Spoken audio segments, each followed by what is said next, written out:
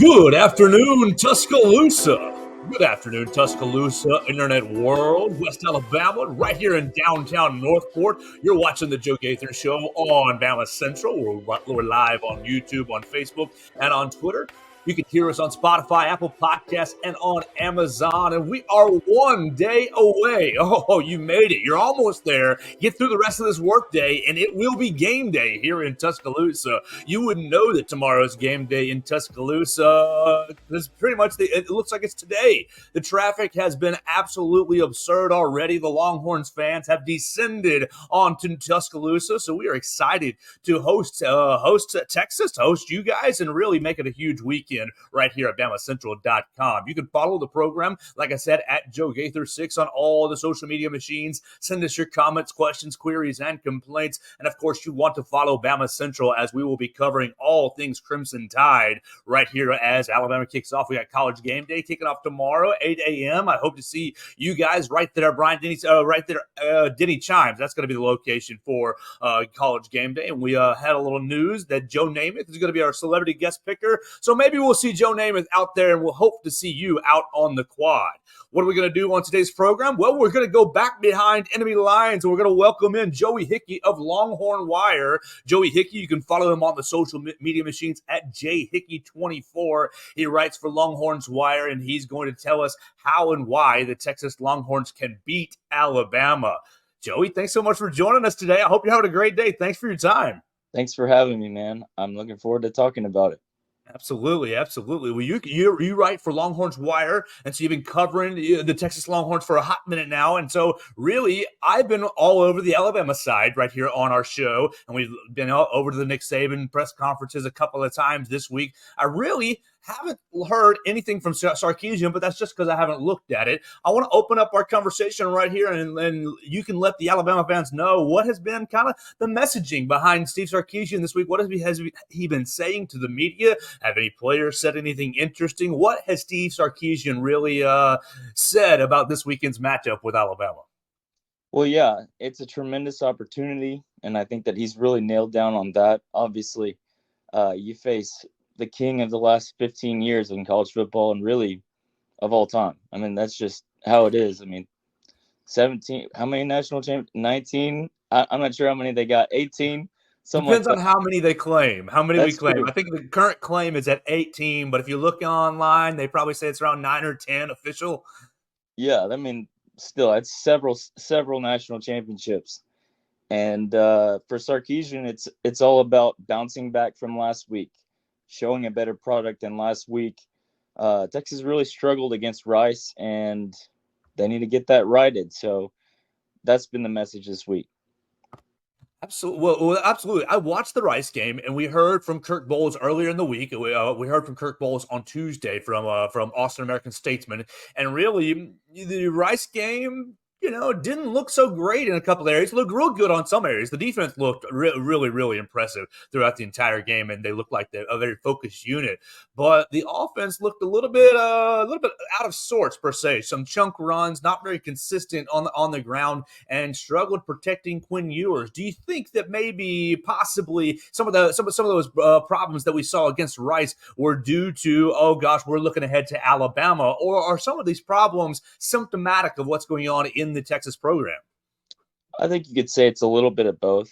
I mean, obviously you lose Bijan Robinson, and that's going to be a big hit.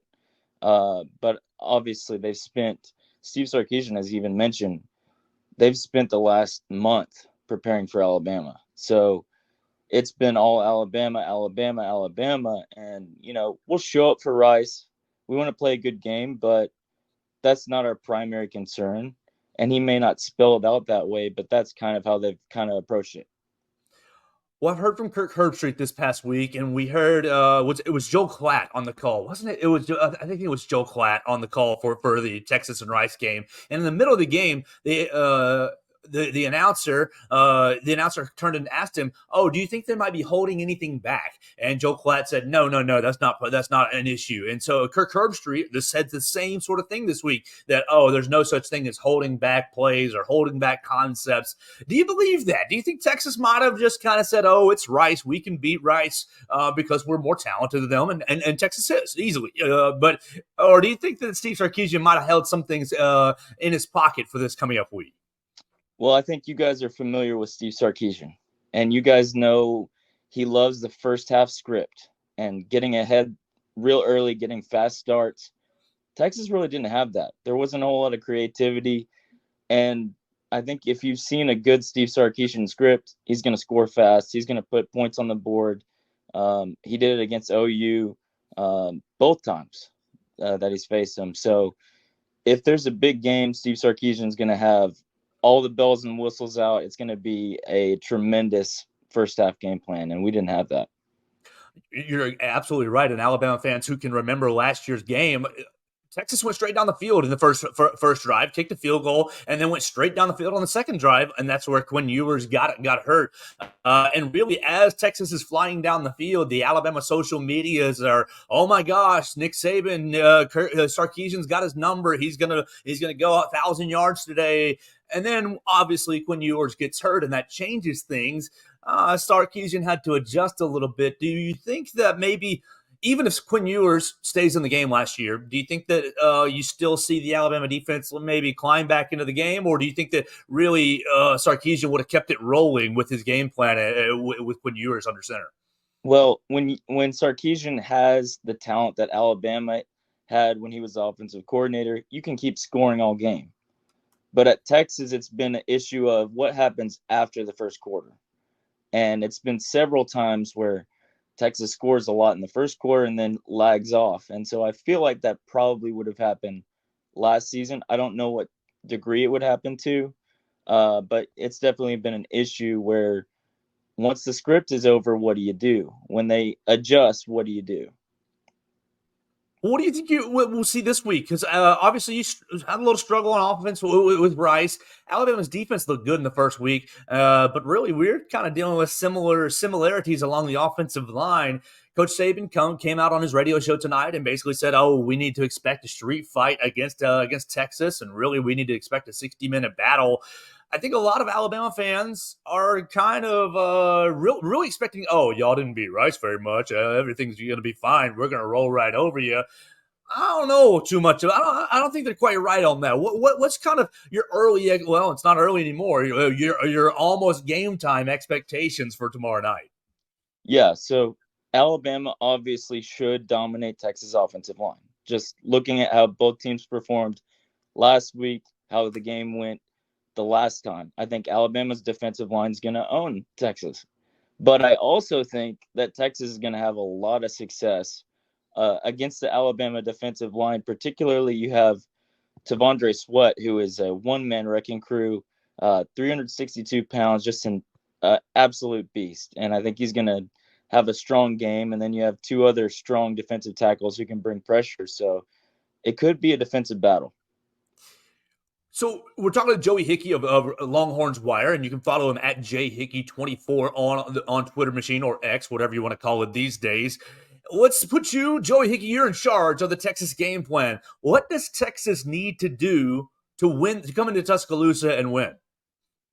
You got to scheme up a pocket for Quinn Ewers. I mean, that offensive line was absolutely horrible against Rice. I think a lot of it was they kind of walked into the first half, got it right in the second half, but you got to have some sort of pocket for Ewers to throw, because I mean he's not a quarterback who can throw under duress. He's at least downfield throws, and so you got to find a way to score early, build an early lead, and then hope that defense can hold through for you. Coach Saban talking tonight on Hey Coach, basically saying that the Texas defense does bring pressure, but not in a traditional sense, not overly blitzing. Really, he was talking about matchups with the inside linebackers, and when somebody, he said, "Oh, one of the inside linebackers matches with the back, and the other one basically just blitzes whenever." How do you expect You got Jalen Milroe, a new Alabama quarterback, and people saw him last week. He hit a lot of first reads and played pretty well, but obviously MTSU not as talented as Texas will be. How do you expect Texas and Pete Kwiatkowski to go after? Do you think that they'll stay kind of in their traditional, we have a lot of talent, we're going to play straight up? Or do you think that they're going to bring a lot of exotic blitzes and stunts and kind of get after Jalen Milroe? Well, you have to watch him in the running game because he's going to take off.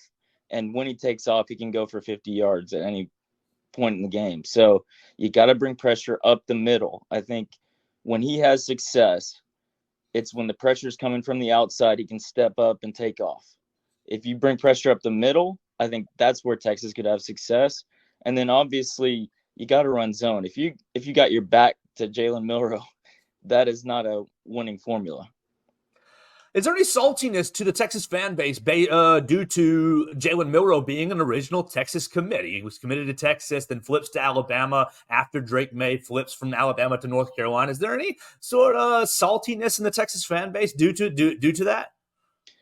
I think everybody just loves him. I mean, you understand why he left. There was preferential treatment to Ewers. They're going to build around Ewers. And he just wanted an opportunity. And he got it at Alabama, and I don't think anyone blames him for that. What's your opinion of Quinn Ewers? He cuts off the mullet. He already kind of he struggled throwing downfield. In last year's Alabama game, he did well throwing downfield, but really he's showing signs of struggling down the field. Does he have the mental makeup to say, okay, I'm going to hang in there, let's move the pocket, or I'm going to be maneuvering around? Does he have the mental makeup to come into Tuscaloosa? And really, what's your opinion of him as a quarterback and as a player? Well, yeah, absolutely. His issues with throwing the deep ball, I think, have a lot to do with the sidearm delivery. You throw sidearm, it's hard to throw it over the shoulder, and that's a lot of what Steve Sarkisian likes to do. Well, with Ewers, you have to get that angle to where you can kind of throw it on a straight line. He has the arm. I mean, he can throw it 70, 80 yards, but it's a matter of, can you get the right angle for him? I think if Texas can find a way to do that, he'll deliver those deep shots. But he's not going to be a precise deep ball thrower. I think, obviously, the mental makeup is an issue at this point. He was a lot more confident heading into the Alabama game last year than he looks like right now. And a lot of that is just, a whole year of struggles. And so now he's got to kind of get over that. But he looked like he's finally starting to get back to that confident Quinn, even though he wasn't making all the throws. Is there any chance, and this is just ignorance for speaking, is there any chance that Quinn Ewers doesn't finish the game due to Sarkisian benching him? Obviously injury, I know, and I don't hope for any injury, but is there any chance that we see Malik Murphy due to, we need to change it up, Quinn's really struggling and we're going to throw Malik Murphy out there? I mean, I wouldn't rule anything out. If Quinn Ewers is the reason why Texas is losing, if it's a close game and he's the reason and you have a chance, I could see them throwing Malik Murphy out there and seeing what he can do. I mean, Malik has a strong arm, very accurate, very smart, good at processing defenses. So it's not like Texas doesn't have options, but Sarkisian doesn't like to flip-flop with quarterbacks. He saw last year, he stuck with Quinn through a lot of tough battles. So I think he's probably going to stick with Ewers unless it's Quinn's losing us this game. We're talking to Joey Hickey of Longhornswire. Go out and read him at longhornswire.usatoday.com. You can follow him on Twitter at jhickey24. Let me ask a bigger picture question. We're finishing a home-and-home series with Texas, and really all the fans that I had talked to about going out to Austin, I didn't make it out to Austin, said that largely it was a good experience. Yes, the Texas fans were, in your face, horns up, but it was largely a positive experience. And I think that we hope that here in Alabama, we hope to return the favor. Obviously, Texas and Oklahoma is a huge rivalry. Alabama and Auburn is a huge rivalry, but Texas is coming into the conference. And really, you've got kind of this blue blood feel with Alabama, with Texas. Not so. Maybe Georgia would argue for that, but I wouldn't quite put them there. As far as college football royalty, what do you think this home and home series means for the two schools, and what do you think it means for the conference, the SEC, going forward? And welcome to the conference yourself. What do you think it means? It will mean to the conference. Will there be any sort of drop off an intrigue with Texas, Oklahoma, or Alabama and Auburn in favor of Texas and Alabama? I think those new rivalries are going to create intrigue, obviously, and it's going to draw national audiences like crazy, I'm sure. Obviously, Red River is going to have that importance, but you face Texas facing Alabama. LSU feels like a big-time rivalry in the making, just state border rivals.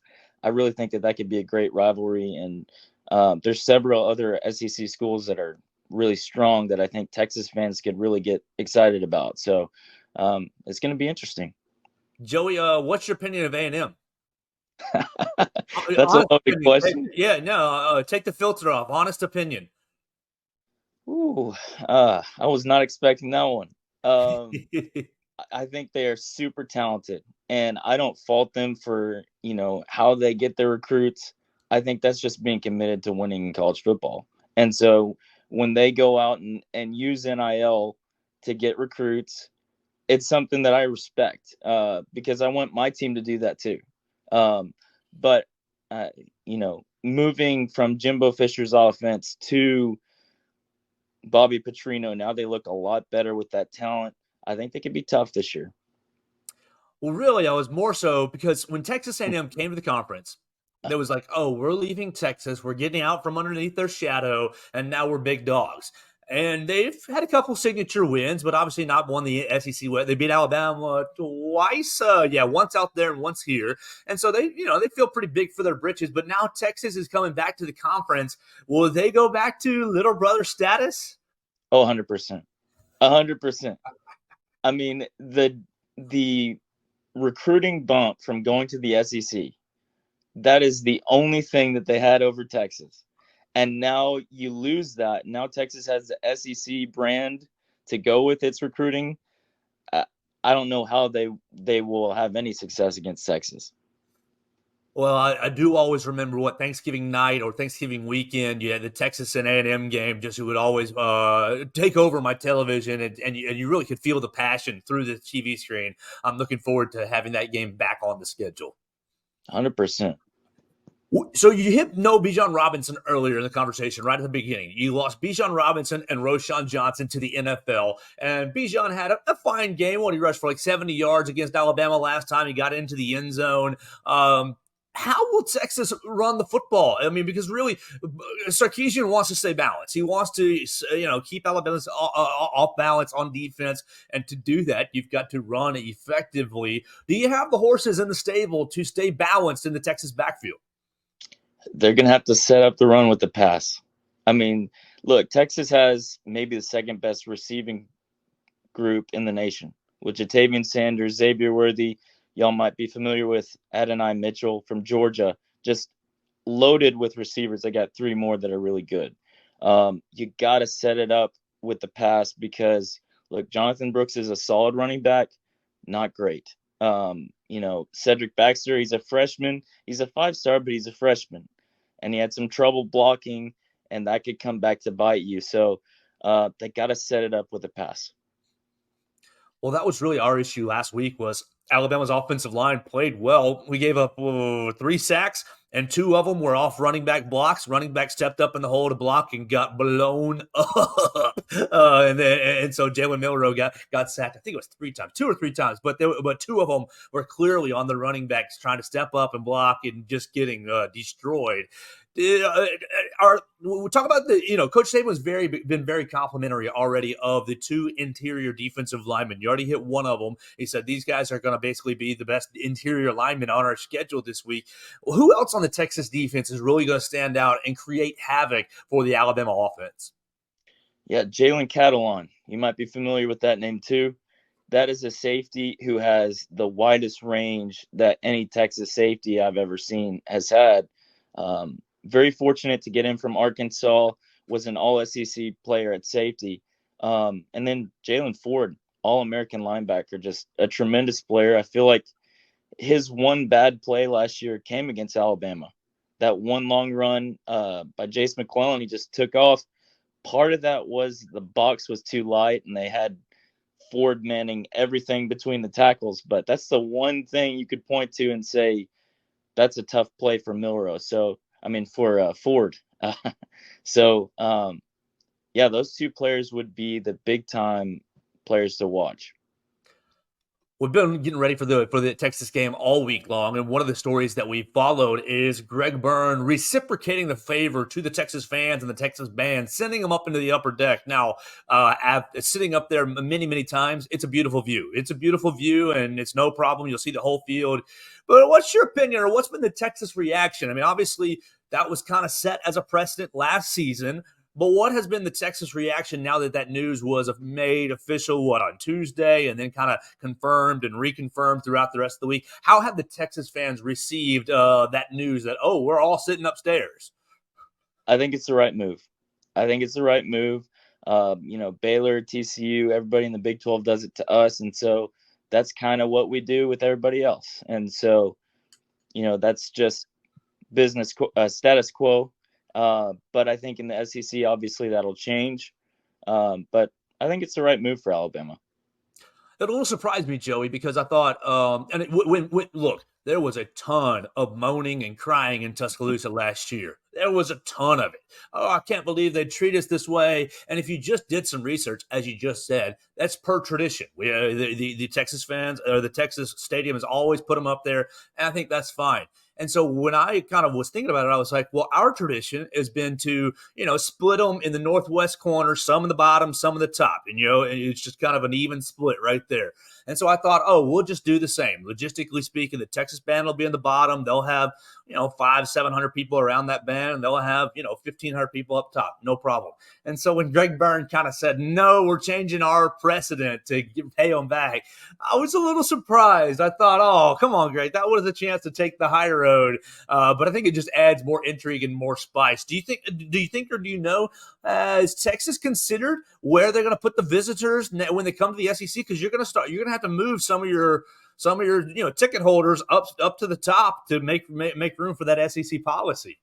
Yeah, I haven't heard anything on where they'll put everybody. I mean, but obviously, I feel like Alabama's duty is to their fans, and Texas' duty is to their fans. And so you put your fans where you want them to be, and like I have no problem with Texas being up in the rafters. That's just where they belong. In this instance, you're probably right. I was just surprised that we'd break precedent a little bit. But honestly, Joey, we haven't had a huge non-conference game in Tuscaloosa since 2010. We hosted Penn State when Joe Paterno was still here. And then in 2003 or 4, you hosted Oklahoma. All the other non-conference games at home have been Middle Tech, University State, community college for the school and blind. And so this is really an exciting time. We haven't had a huge non-conference game since 2010. So 13 years, the town is already buzzing. What's been the excitement level in Austin? What's been the excitement level in Texas to come to Tuscaloosa and see what happens? There's a ton of excitement, a ton of intrigue. Everybody wants to go to that game. Everybody in Austin wants to be there. Anytime you have a battle of blue bloods, it's going to draw quite a crowd. I think for me, it's intimidation because we saw how Arkansas got up for that 2021 game, and I think it just shell-shocked Texas. So going into Alabama, how they react is going to be a big thing to watch. How do you expect the team to react? I mean, y'all don't play in small venues. You go, Red River is split in half, true, but every other school in Texas, TCU, Baylor, Texas Tech, they want to get a piece of Texas. How do you think they will react going into a hostile environment? I think it all depends on how fast they start. They have to start fast. Offensively, I think defensively, this team is super resilient, super composed. They can deal with, adversity. I mean, the first drive of the Rice game, Texas turned it over on 4th and 2 on the 30-yard line or around there, right? So the defense can handle adversity. Can the offense handle adversity? They got to start fast. Well, we've been talking to Joey Hickey of Roll Tide Wire. You can follow of Longhornswire. That's our brand of your site. I'm sorry, of Longhornswire. And you can follow him at jhickey24. You may know my friend AJ Spur. He writes for Roll Tide Wire. He's a good dude. But throughout the week, I've been kind of waffling. It's a 7-point line, and I put up a poll on my Twitter of people, and golly, 85% said Alabama minus the 7. I think that's way too high a percentage. I've been feeling 24-20 Alabama. What's been your feel on how it's going to play out on Saturday? Yeah, again, it all comes down to that first quarter, man. If Alabama starts off fast, if they win the first quarter, I'm not saying it's game over, but it could be a blowout and Texas could be walking out of there with their heads down. If Texas starts off fast, I think they have the defense to hold on to a lead. And so they finally have that group that can, let's get that first quarter down, get that script down, build that lead, and just hold it. And they have the defensive line to hold it. So my prediction was 31-27. I'm going to stick with it even after the Rice game. I'm kind of scared about it, but Texas's way or Alabama's way? Texas. I think they start off fast. I think Alabama's going to come back. They're going to fight back, but I think Texas barely holds on. Well, it's going to be a lot of fun. I really cannot wait on Saturday. One more question for you about kind of the general picture on Texas. Lots of people went into the season from the Alabama side saying, "Ooh, Sark's on the hot seat. If they have a 7-5 season, if they lose a bowl game, those Texas fans, they got no patience. Blah blah blah blah blah. They'll fire him." And I thought, no, Sark's building. They're recruiting. They're doing well. Everything's kind of on. It's not as quick a trajectory as the Texas fans would like, but it's still growing and building. Is Sark really on the hot seat? Where is his security level in Austin? He's got a 6-year contract, so he's on year 3. So, gonna be hard to fire him. I think as long as he can continue with recruiting success, he'll be staying at Texas. Once recruiting goes down, kind of like with Tom Herman, you lose recruiting, you're done, because that's the lifeblood of a program. You got to have that. But you have to start winning these games. You have to start winning big games. It's a nice story last year when they had a close game with Alabama, but you have to start winning them at some point. And so I think that this is the year where the heat starts to turn up. How good is Xavier Worthy? He's the number one receiver on Texas, but he's only, 5'10", 5'11", 175 pounds. He's a speedster. Many people see that height and weight, and they're like, Kool-Aid, Terry on, they'll take care of him. How good is Xavier Worthy? I have never seen a wide receiver get wide open within 2 yards as easily as he can do. His get-off move just wins consistently. I think the only one who can kind of slow him down is Quinn Ewers and Steve Sarkisian and the offensive line. Like, only Texas can slow down Xavier Worthy. I love that. I got 2 more for you, and we've been talking to Joey Hickey from LonghornsWire.usatoday.com. And look, everybody was all following the recruiting of Arch Manning. A lot of people were, he's going to Bama. He's going to Georgia. But he ultimately ended up going to Texas, and then all the Bama fans said, we never wanted him anyways. That's the silly pivot. What's been the latest on Arch Manning? I've heard he's picked up some things. What's your opinion of Arch? Obviously, he's probably sitting there at 3 or 4 on the depth chart. Just kind of what's been the general Texas perception of Arch and his progression so far? Well, he really struggled in spring. I think that's pretty well documented. I think it was a little bit overblown, but yeah, you go from 2A Louisiana football to now we're playing college football against a bunch of 5-stars in practice. Like, that's a whole lot different than, what he was doing. In the fall, he's really came on. In fall camp, I guess it's not fall, but in camp, he really, really, really made a push to where it's basically 2A and 2B with Malik Murphy and him. And by the end of the season, I think you could see him solidly in that number 2 spot. But he's really come along. Well, last one for me is about Brett Yormark. Brett Yormark at Big 12 Media Days basically made a lot of stink with Texas and Oklahoma fans, encouraging his member universities or his future member universities to beat Texas and Oklahoma on their way out of the conference. What's been the Longhorn reaction, and then kind of how did they digest the commissioner kind of urinating on them on their way out a little bit? Yeah, we don't love that, especially considering some of the poorly officiated games. You hate to blame officials, but when Texas is flagged for 11 penalties and Oklahoma State has 0, all of a sudden Mike Gundy's team is disciplined. I don't know about that, right? So obviously that kind of indicates that, hey, if I'm an official, do I want to fall in line or do I want to have integrity? That raises questions. So we don't love that. That's kind of where the frustration is, more so than with, oh, Brett Yormark favors Texas Tech. Of course he does, but don't say it out loud. Well, Joey, anything that I'm missing about the Texas Longhorns, anything that I'm missing about this matchup that you want to tell the people, hey, look out for this, look out for that. You guys need to be prepared for Sark to do this wild and crazy thing, or anything that you want to just kind of say about the game that I've left off the table? Yeah, I've already mentioned it, but those three defensive tackles, T'Vondre Sweat, Byron Murphy, Alfred Collins, I think, Alabama tackles are as good as it gets. It's the interior offensive line where you can attack, and that's where Texas is kind of at its strength defensively. So I think they could have some success and make this a defensive battle.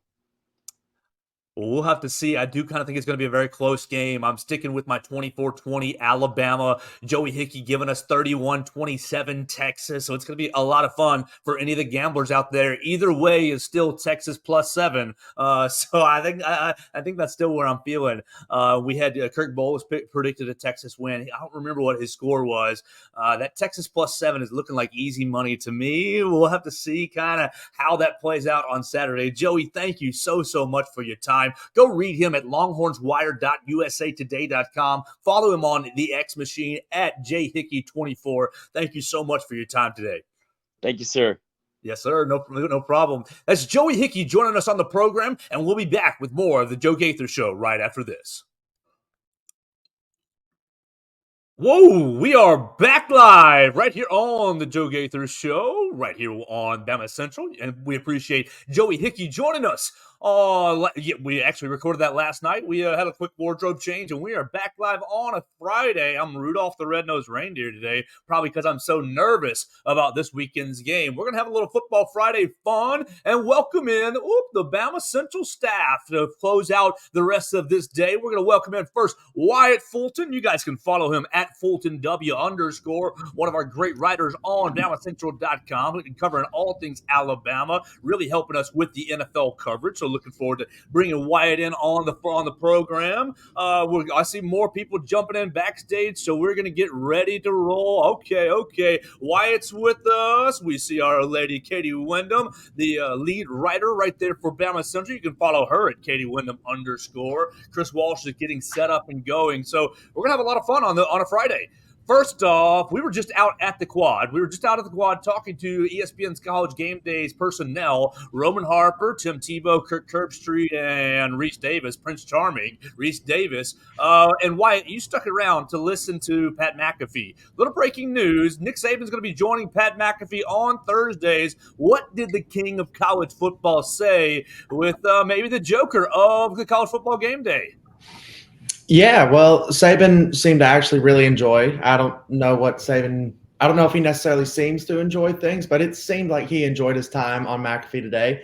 First off, he came out crediting the fans, saying that they've got a great tradition and that the atmosphere is always good and the stadium's fantastic, showing some love to the fans right there.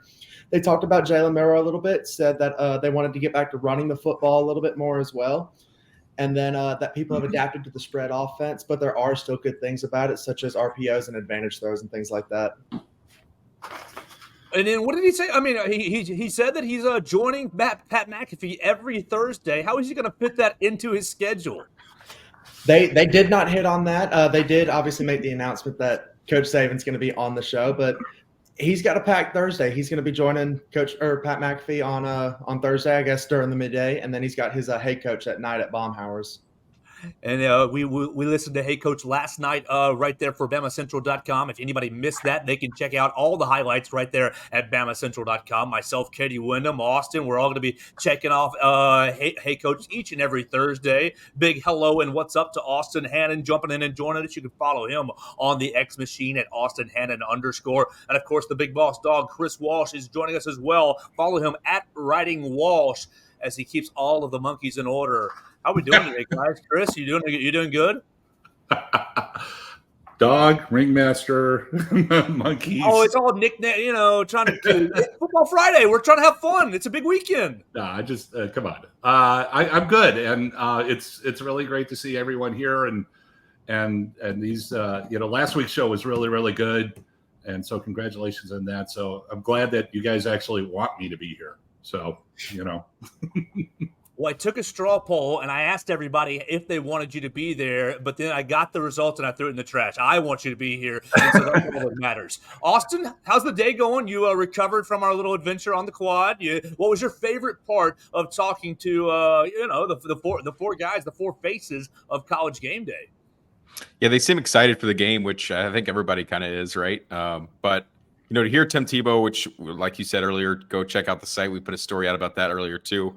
To hear Tim Tebow talk about Jalen Milroe the way he did, I thought was really good. Obviously, he has a lot of experience in this conference.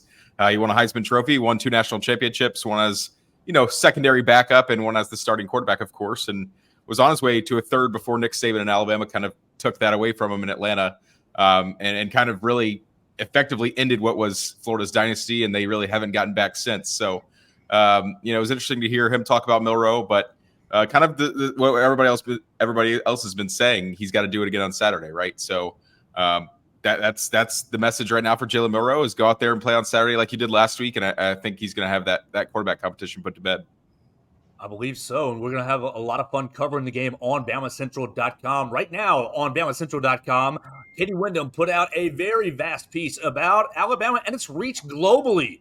Go check it out right now. You can read about Alabama getting into Australia, getting into Germany, getting all over the place, down into Mexico. Katie, give everybody the quick highlights. Don't give away all the juice, but give everybody the quick highlights about the gist of your story that written on BamaCentral.com this morning. I think for me, the biggest thing in writing this story, and kind of especially what's transpired over the last couple of weeks, is we can get into the real monotony, mundane of Nick Saban press conferences, asking him a question, covering games. But for some of these people that are coming in from around the world, from Mexico or across the pond in the UK, the chance to ask Nick Saban a question is they get goosebumps thinking about it, or it's a dream come true. That's just a regular Monday for us. But it's something that in these countries that are pretty soccer dominant, the other football, there is kind of a growing fan base for American football all over the world. And with Alabama being, one of the most successful teams over the last decade and a half, of course, there's Alabama fans all over the world. And so it was pretty cool to get to talk to Oscar from Mexico, and George, who has a podcast with 3 other guys in the UK where they talk about college football. And one of my favorite little anecdotes in there is George got to be at SEC Media Days this year in Nashville, and he was sitting up front, and somebody came up to him and said, "Are you George?" And he said, "Yes." And he was worried he's about to get kicked out, that they recognized him as an imposter, even though he was there legitimately. He did have a credential, but he was brought back to talk to Commissioner Greg Sankey, and Sankey said, "You sound just like you do on the podcast." And so this guy over in England has the ear of the SEC commissioner, which is pretty cool. So, yeah, go check out the story. Right there on BamaCentral.com, Katie Wyndham doing a deep dive on the international reach of Alabama football and the SEC. But we're all here for a big game tomorrow. Alabama playing Texas. College Game Day is in town. Alabama's 7-point favorite. We'll see what happens between the offensive and defensive lines. Wyatt, I'll start with you real quick. We got the Rice defense got after the Texas offense, and people have been debating, Rice or Texas was holding things back. They weren't showing their true colors, XYZ and ABC.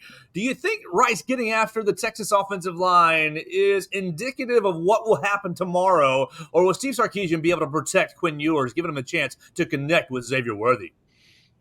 Yeah, I think it was definitely a little bit shocking that Rice was able to get after Quinn Ewers like that. But we know obviously Sark's one of the best minds in football, and Kirk Herbstreit mentioned it in the press conference earlier today. That was part of it. Sark trying to hide things and hold back, or was there really offensive line troubles at Texas?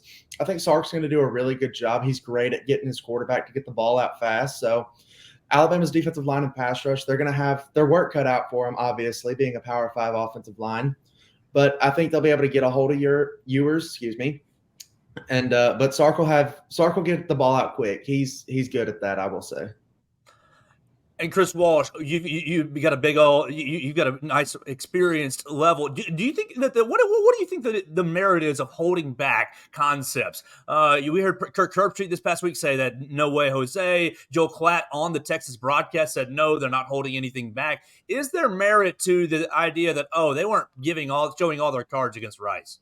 Okay, number one, I'm not going to take exception that you just called me old. Experience, season. Even if I am. But yes and no. I mean, to me, there's a big difference between holding back scheme and holding back plays and wrinkles. And you can't hold back scheme. I mean, you are what you are, and you got to get ready kind of thing. So in the broader picture, Alabama's going to have a decent feel for what Texas wants to do, but it already had a good feel for what Texas wants to do because, I mean, like Sark knows Alabama, but Alabama knows Sark. And so it works both ways. And they played them last year, and they know half the players and coaches, it seems like. I swear. It's like little Crimson Tide, West, if you will, almost kind of thing. But for wrinkles, yes, absolutely. That's where you're going to see the difference. I mean, you might see a little bit of different personnel, different key situations, and that's where the gamesmanship all kind of comes into play. And I mean, look, Sark's really good coach, really good play caller. I'm sure they're going to have some different stuff, different things dialed up for them. One thing that we've seen Alabama have trouble with before with the initial adjustments because it shifts emotions. Teams come out with stuff that they hadn't done before, but that's in that same scheme. So that's where we're going to see Texas try to get Alabama on its heels defensively. And if the Longhorns struggle early in the game, that's huge for Alabama because I think in the long run, Alabama has a better running game. They have an offensive line that can pound on you and wear you down. So Texas is going to need to come out playing sharp right off the bat. Kenny Wyndham, what did you see last week with Alabama's defense against MTSU? And how do you feel about Alabama's defense going up against Sarkisian and those great skill position players this week? The competition much higher. Xavier Worthy, much better than anybody else that MTSU had on the field. I like Terry Arnold. I like Kool-Aid McKinstry. How do you feel like this defense is going to be how do they think they're going to play against Texas? Yeah, I mean, it's kind of interesting looking back at how they played last year. And I mean, you look at the final scores, 20-19. So obviously not a high scoring game, didn't give up a lot of points. But I kind of, when I was looking into the stats from last year, the defense, I think, was responsible for 11 of the 15 penalties, which is part of that undisciplined play. Sure. It was part of that. You're not going to get the most favorable whistle on the road. Probably some of that too. Some of it was just being on the road early in the season and not being used to stuff. And so Alabama penalties on defense helped Texas out a lot on offense last year. And we saw, game one this year, they were a lot more disciplined in that area. In that sense, in the category of penalties, it doesn't really necessarily matter who you're playing or the skill of the opponent. Some of those penalties come down to self-discipline. And so it was a good start for Alabama in that area. And I think that's going to be important again on Saturday on defense. But overall, I mean, I liked what I saw from the Alabama defense. I think we heard them talk about this offseason, wanting to play to a certain standard, get back to a certain standard. I think we saw a little bit more of that aggressiveness. But like you said, it's not the same quality of opponent that we'll see with Alabama this week. And that's a good point. It will not be as hot this year either. That was one of the first things that all the players mentioned this year when talking about what they remembered from last year was the heat. And it being a night game, plus the temperature is actually supposed to be somewhat pleasant for what it's been around here lately, that should help too. There should be less fatigue. And so I believe it was in the Texas game last year when some of the other DBs struggled and Terry Arnold kind of stepped up. And so he's matured this offseason, I think, both on and off the field. And so I think Alabama's DBs is, maybe one of their most experienced groups. And you also have, Caleb Downs starting as a freshman. But I think this is a linebacker core that's showed a lot of good things last week. And if Texas is struggling along the O-line, I'm kind of like Chris said, there are certain things, of course, these teams had hidden on offense, but if your offensive line can't block against, a lower quality opponent, that the Alabama defense is going to be bigger, faster, stronger. And so, but Texas has a lot of really fast skill players. And so it's going to be a good matchup for sure. Austin, Katie brings up the penalties, and I have 6 of the 15 penalties were procedural variety, both on the offense and defense, offsides, false start, illegal formations. What do you think the impact is going to be? Nick Saban's brought up, okay, we want to have the crowd be in it from the very beginning. Kirk Herbstreit today talked about, Alabama crowd against LSU on big plays. He called it an A. But Alabama crowd against Mississippi State or someone else, he called it C+ at best. Do you think the Alabama fan base will be able to embrace, not be reactionary to, oh, touchdown, we cheer, oh, sack, we cheer, but instead be proactive and be involved in the game right from the very beginning? Yeah, I think they will. I think it'll be a great crowd tomorrow. Me and Katie were actually talking about it the other day. Surprisingly enough, ticket prices have actually gone down since earlier in the summer when they were up in the $350 range for standing room. Now they're down to below $200, which I don't necessarily think is an issue. I still think that the stadium's going to be full and way more full than it was last week. But like you said, it's going to have a big impact on the game. I think that's a big reason that Alabama's favored by as many points as they are. I think if this was a neutral site game, you're probably going to look at an Alabama -3, 3.5, but usually the odds makers will give the home team about a 3 or 4 point swing just because of noise alone and what it can create for opponents. So Texas had a great crowd last year, one of the better crowds I've experienced during covering, sporting events. Really jacked up crowd. It had a lot of impact on Alabama, like you said. And so can Alabama's fans do the exact same thing this year? I think they will to a certain extent, but Texas has an experienced quarterback. They've got experienced players on both sides of the ball. And just like Alabama does, I think that is more of a immature, maybe younger players get into more trouble with that. But they once again, they haven't played at Bryant-Denny Stadium. None of those players on the Texas team. So they're going to have to adjust. And I think by a certain point in the game, they'll kind of have it figured out. And it won't be as big of a problem as maybe you might think. Wyatt Fulton, Nick Saban had talked and complimented the Texas front, the front 4, really, their interior defensive linemen. Alabama averaged, 4.1, 4.2 yards per carry running the ball against MTSU. Obviously, a huge step up in competition. What's your thoughts on the Alabama offensive line being able to open up holes and really keep Alabama on schedule? I think that's going to be very important for Jalen Milroe, not putting him in 3rd and longs, keeping him in 3rd and 6, 3rd and 5, 3rd and 4, or 3, preferably. How do you think the Alabama offensive line going into the second game together will be able to deal with probably the best front that they'll play all year? Yeah, I think the offensive line was my X factor for this game on both sides of the ball. And I think Alabama's offensive line, they're a very experienced unit. I say experienced, but like Katie said, the secondary is experienced too. And yet we've got a true freshman starting at left tackle. So, but I think they're a good unit. I think they'll mesh well together. And I think they're really good at run blocking. Middle Tennessee State was stacking the box. They were prepared to stop the run last week. Now Texas may be doing the same thing, but at the same time, your quality is improving as well. These guys are getting they had a whole another week to mesh together and to get experience playing beside each other, playing with Milroe in the backfield. So I think their experience level, they'll continue to mesh, and they might struggle early on just as the energy and the nerves are in there. But as they settle into the game, I think the offensive line will be much better. All right, so we're going to hit keys to the game. Every single one of you will give a key to the game. We'll start with Chris Walsh. What do you think the main key for Alabama to walk away with a victory on Saturday night will be? I don't want to pick like one of the things that we can say every single game. The low-hanging fruit. I'm going to go with something specific. I think if Alabama is able to run for more than 150 yards, there's no way Texas wins this game. So I'm going to give a specific stat there. And then it's just, obviously they got to avoid turnovers. If Alabama can avoid making big mistakes, it's just going to work in their favor. So I think they can be even a little bit more conservative than they want. I mean, granted, they're going to mix it up. They're going to try to spread that defense out, but they're going to, I think the heart of this attack today or tomorrow against Texas, pounding the ball. Katie Wyndham, what's your main key to the game tomorrow? I like both those from Chris. I was going to say, I think if Alabama forces 2 turnovers again this week, like they did last week, I think they'll win, especially if on the adverse they don't turn it over again. If Jalen Milroe doesn't turn the ball over, I think that'll be big for Alabama or anyone on offense because we've seen the last couple of years, Alabama's running backs have trouble holding on to the ball when that really wasn't a problem for most the Nick Saban era. So I think it's that. And then another, this is kind of low hanging fruit in Nick Saban classic is limiting those explosive plays. Texas does have the receivers that can, blow the top off the defense and have the big play. And I think that's going to be important for momentum, for keeping the crowd in the game, not letting those type of things happen.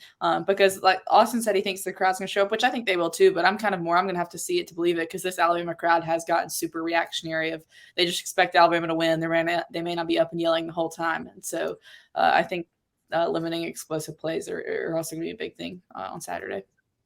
I kind of think that you're exactly right, that the Alabama crowd will get in there and say, you better show it. Give me a reason to cheer rather than just cheering for the sake of cheering. Austin Hannon, what do you think is your keys to the game for Alabama to walk away with a win on Saturday? Yeah, there's one player on Texas' team last year that isn't back on this year's team. That's Bijan Robinson, and they used him very effectively in that game last year. And obviously, he was probably the best running back in the country, and that's why he was a top 10 draft pick and everything like that. They don't have him anymore, and their starting running back now is a true freshman. And so they want to throw the ball. And so last week, obviously, Alabama's secondary looked strong against an air raid team. But you know who Steve Sarkisian is. You know who Quinn Ewers is. They want to come out and throw the ball. They've got Xavier Worthy. They've got A.D. Mitchell. They've got great receivers.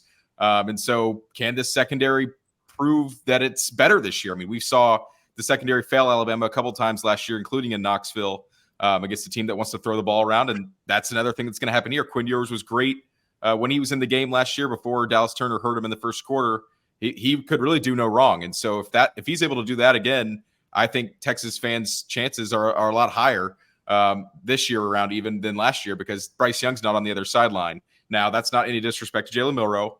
He played great last week, and he may play great tomorrow. But if you can't stop the other team, then you're going to have trouble. So it's going to come down to the secondary. If they can limit Quinn Ewers to under 300 yards, I think they'll feel good about themselves. Like Katie said, if they can force a couple turnovers within that passing game, that'll help even more. And on offense, going along with Jalen Milroe, I think Chris and Katie already talked about it. You got to protect the football. I mean, that is the number one way to give away a football game, especially of this magnitude when teams are going to be so on edge and there's so much anxiety and pressure. If you turn the ball over, you're giving free points to the other team. You're giving free field position.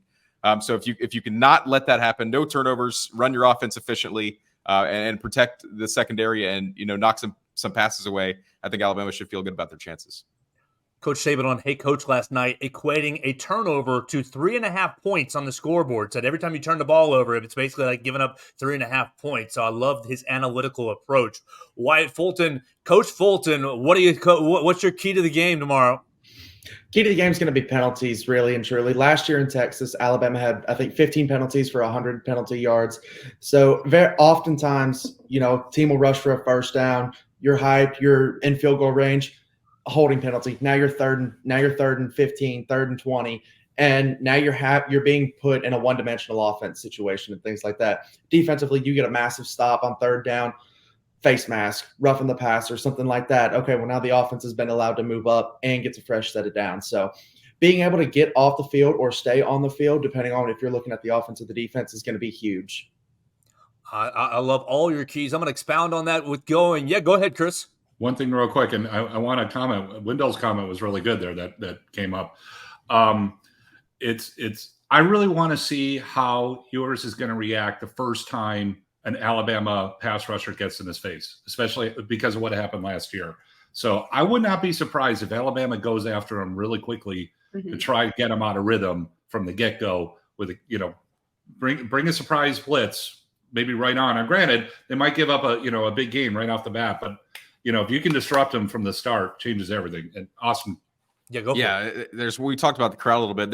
If there's one thing that football fans like, home crowds like, that's getting after the quarterback. So I was actually just about to hit what Chris was talking about. And early on, often, I think Kevin Steele did it really well last week, disguising blitzes and really sending pressure when maybe they weren't expecting it.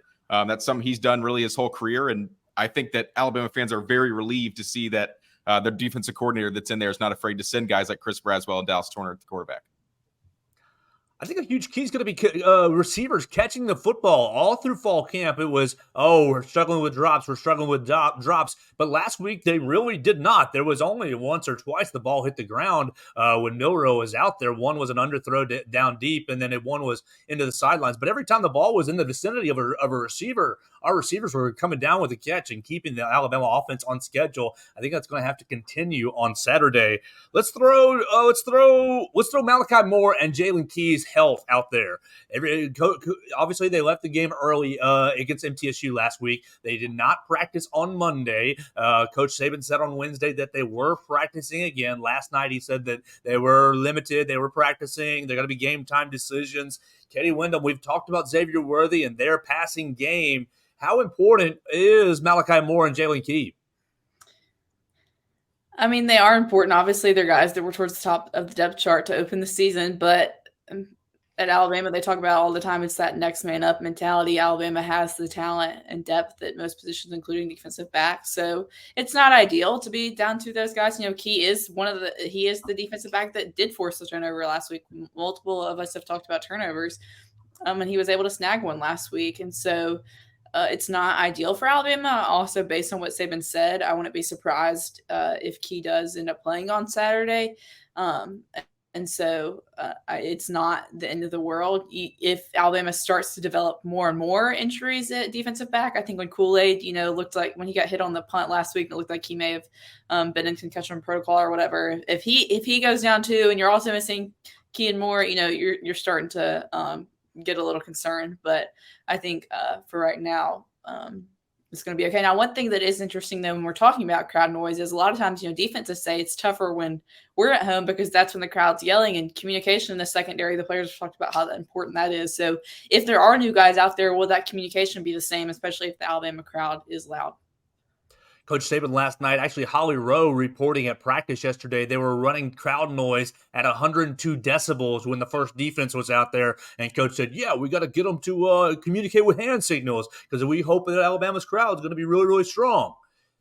What do you think, Austin, about one thing that surprised me in last week's game was Justice Haynes was the fourth running back out there on the field. You saw Jam Miller be the third running back, and obviously you default to experience. But Coach Saban has been very complimentary every time Justice Haynes' name has come up throughout spring, summer, and fall. Do you think we'll see a little more Justice Haynes on Saturday night? I hope so. From a personal standpoint, I think he's going to be one of the better running backs that we've seen come out here in recent years. And that was one of my takeaways last week was why wasn't he on the field more? I mean, we'd heard about the injury a couple weeks ago, and maybe that played a little bit of a part in it. It was Middle Tennessee. Maybe they didn't want to put him out there too much. And maybe that was because they were getting him ready, geared up for this game. So whatever they do with the running backs, I think that Saban's got that under control. Obviously, Jason McClellan and Roydell Williams are great options in the backfield, and they're going to get you your 4 or 5 yards of carry that you're really looking for. And I think that they kind of can do things that Justice can't, and that's run up the middle. I mean, they can really make you pay. There's 2 strong guys that can really, on short down situations, get you first downs when you need it. And that's another thing that I think Jalen Milroe brings to the game is that we saw a quarterback sneak last week on 4th down and 1. When's the last time Alabama ran a quarterback sneak? I don't think we saw it with Bryce Young ever. I don't think we ever really saw it with Tua. Obviously, Mac Jones wasn't really doing it. So if they can really, I talked about Tim Tebow earlier, but if they can create some packages like that for Milroe on 3rd and 4th and short, where they can run quarterback power to the right or left behind that big offensive line, that gives you another thing that they can do in short yard situations. So I would like to see Justice Haynes more on Saturday, but I think that's up to the coaching staff, and I'll see how they handle that. Chris Walsh, I'll throw you the question from my old music teacher. If you are running the first series trying to get Jalen Milroe into rhythm, what kind of packages or what kind of offensive schemes are you trying to give to Jalen Milroe so that he starts the game off confidently? There's, one of the things that you may want to do is just because of the atmosphere and you want to get him in a rhythm is come out throwing. I think that's a temptation. The game within the game, one thing I think we're going to have to, be keeping a close eye on, and I think it's going to be very interesting. If I'm Texas, I'm going to try to challenge Alabama's running backs in pass protection, which is, I think that could be, one of the things that, it's the guys that they have it's either not a strength or they're really young. And it's is Milroe going to be able to pick up the blitzer kind of thing? Now, the danger of doing that is if you send a blitzer on one side, he's just going to take off on the other side. So the containment is going to be absolutely key for that. But trying to get him into a rhythm, get his confidence going is going to be important. But there's a couple different ways that he can do it. And I think in this case, maybe I'm wrong, but if I'm Alabama, I think I'm going to try to get him going in the offense just in general, maybe moving the ball, running more than passing, even though the idea is to get him going in the pass game. I know that sounds kind of weird, but I want to get his confidence up as fast as I can and as early as I can. So I'm gonna do something where I do some sort of a rollout or something where he's gonna have an option run right off the bat, maybe like second down. And once you get a little bit of rhythm, I'm gonna attack deep. I'm gonna take a shot early on, because if you can get Texas really early on, it could be huge for Alabama. And like I said before, the more the game goes on, the more they're going to want to run the ball. So I kind of talked my way through this. Yeah, I'm coming out throwing. Wyatt, were you surprised last week that Jalen Milroe, though not a whole lot of designed quarterback runs? Obviously, the first touchdown was a rushing touchdown, but it was a broken play. Were you surprised that Alabama didn't utilize too many outside of Austin, the snake, which I love seeing a couple sneaks, but real traditional read option, quarterback run, quarterback power, really getting Jalen Milroe going in the running game in design fashion?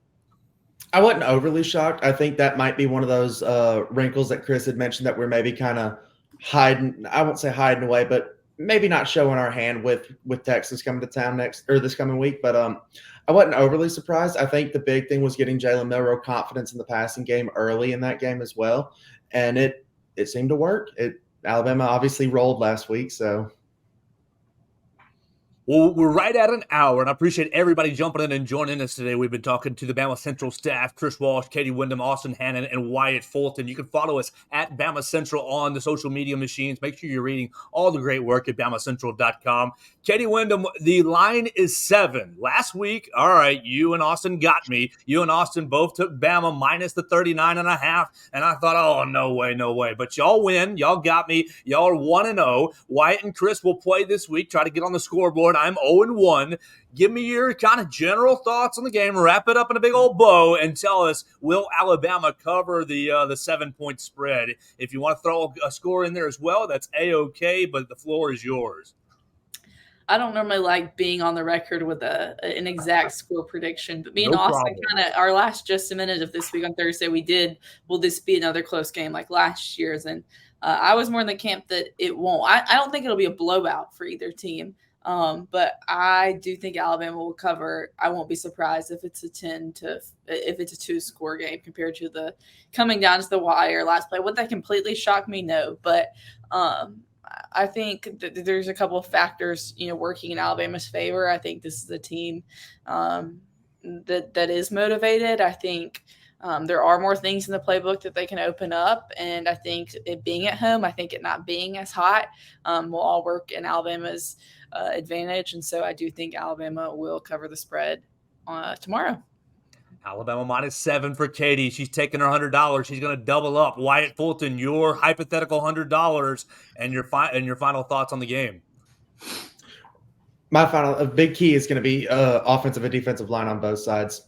If Milroe's able to stand in the pocket, get the throws that he's looking at, I think Alabama will be really well. Chris had mentioned rattling Quinn Ewers. If Bama can hit him a couple of times early, then he may be moved off his spot. But I think I'm gonna go with Katie. Take Alabama minus 7 here. I think this is a game that Alabama's going to wake up for. I think this is a game that the crowd will be active for, and I think you're looking at a 9 to 12 point Alabama win here. Ooh, we love it. We love it. 2 on the Alabama side. Austin, you gonna make it 3? Unfortunately not. I just think this is not a knock on Alabama. I think Texas is just as good as advertised. I think they're going to be ready to go on Saturday. They've been thinking about that game last year in Austin for 365 days now. It's just another year under Steve Sarkisian that they've improved. They have the quarterback that they wanted to have last year before he got hurt. And assuming he doesn't get hurt again and we see Arch Manning in the game, I think Texas keeps it close the whole way. I think it's a one-score game just about the entire way. I think it might be a back-and-forth occasion. There's only been a few teams, though, that have come into Bryant-Denny Stadium since Nick Saban's been here and won. And it's been really generational teams, usually with Heisman-winning quarterbacks. And I don't think Texas is that level, so I'm not going to jump too far. But I do think Texas keeps the game close. I think they keep it within one score. And I think it comes down to the wire and who can get a stop, who can get a score towards the end of the game. I'm going to go Alabama 28, Texas 24. I love it. We're going to have a fun game on Saturday night. Dr. Chris Walsh, let us know. Are you taking the Tide? Are you taking Texas? I find it kind of ironic that Tim Tebow is here this weekend because in many ways this game reminds me a little bit of when Florida was here right before Saban. And so what year was that? 2005. Mm-hmm. I think that's right. The Pro Throw game basically is what it boils down to. That was 05. And the crowd in that game was probably the loudest I've ever heard it at Bryant-Denny Stadium. Just everyone was so fired up for that game. I think this crowd might be huge. If it's like that day, and I think it might. And the big reason why I say that is because all I've been hearing year in, year out is, Alabama doesn't play enough big games at home. Well, here we go. And I think everyone's really fired up for this one. Even though Alabama beat Texas last year, even though, everyone's been hearing all off season that Alabama is no longer the same Alabama, I think the crowd's really going to be fired up. I think it's going to be a great atmosphere. I think the team's going to respond. I agree with Austin that Texas is really, really is really good, and I think they're going to be a handful. But I think in the long run, I think Alabama's going to win this game. I think it's going to be more than the 7 points, and I just think everyone's going to have a great time. Well, I'm really looking forward to it, and I do think the crowd will respond and will answer the Nick Saban call. But I still am kind of with Katie, like I'll believe it when I see it. But my gut says they will. My gut says that it'll be kind of like that. For me, Chris, it was 09 against LSU. 09 against LSU. Julio going down the sidelines on the screen pass to break it open. That for me was the loudest I've ever heard Bryant-Denny Stadium. And so I kind of feel like it'll be like that. Though I'm going to go with Austin. I think Texas will cover. Alabama wins, but Texas covers. It's going to be a blast. I'm going to go 24-20. I think it's going to be a defensive battle. The offensive lines, I think, both will kind of struggle to kind of keep the pressure away off their quarterback. But Alabama's ability to run the football will ultimately prevail. I'll go 24-20. Alabama wins. So we got Austin and myself on Texas +7. Wyatt, Katie, and Chris on Alabama -7. You'll have to follow us at BamaCentral.com for all our coverage tomorrow. Austin and Katie are going to be working their tails off from sun up to sundown. I'll be trying to play along as best we can with Chris. You guys want to follow them at Chris Walsh, at Writing Walsh, at Katie Wyndham _, at Austin Hannon _, and at Holton W _. We'll be at Bama Central on the X Machine and BamaCentral.com for all your comprehensive coverage. You guys will be able to find it all the way through the night, and we're going to be all over everything from whatever Sark says after he wins or loses to whatever Nick Saban says after he wins or loses. Maybe we'll get another Coke bottle crystal ball comment. That'll be fun. Maybe we'll get a funny comment. That'll be great. We will be back on Monday. Yes. SI Alabama. We are your Sports Illustrated home for Alabama. Oh, if you didn't see it, soccer got back on the winning streak yesterday. We didn't mention that on the program. That's the only thing active right now. Volleyball. We'll be keeping up with volleyball over the weekend, but obviously all our eyes will be on Alabama, Texas tomorrow night. For Chris Walsh, for Katie Wyndham, Wyatt Fulton, and Austin Hannon, I'm Joe Gaither. You guys are the viewers, the listeners. We appreciate you guys so much. Again, read all the great work at BamaCentral.com, and we'll be back on Monday for another episode of the Joe Gaither Show right here on Bama Central and BamaCentral.com.